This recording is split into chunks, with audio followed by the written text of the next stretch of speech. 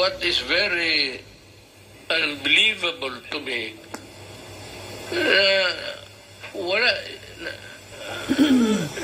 walang notice, wala lahat.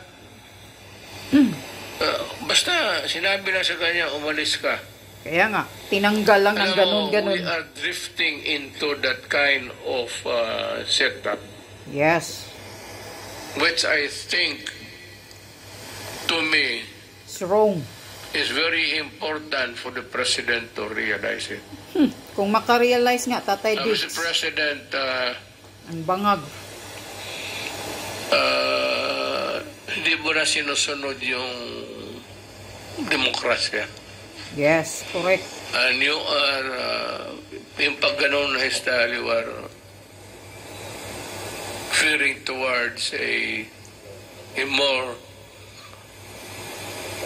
authoritarian.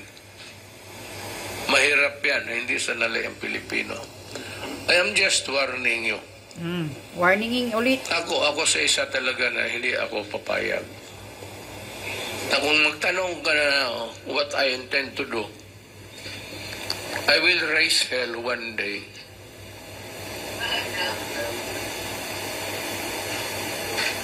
And I would ask the military and the police to join me. Not to para hilain yan. So, we'll just air our sentiment. Lain yung gago na yan. For you not to forget that the Philippines is a democratic state. Correct. Ito nangyari kay Governor. Basta na lang.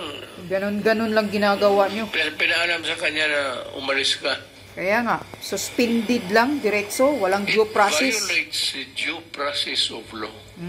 Tama.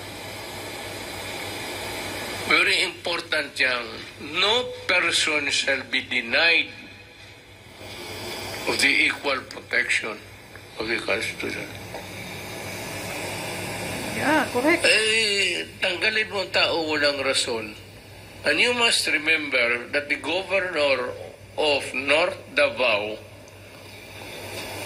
binoto ng tao yan.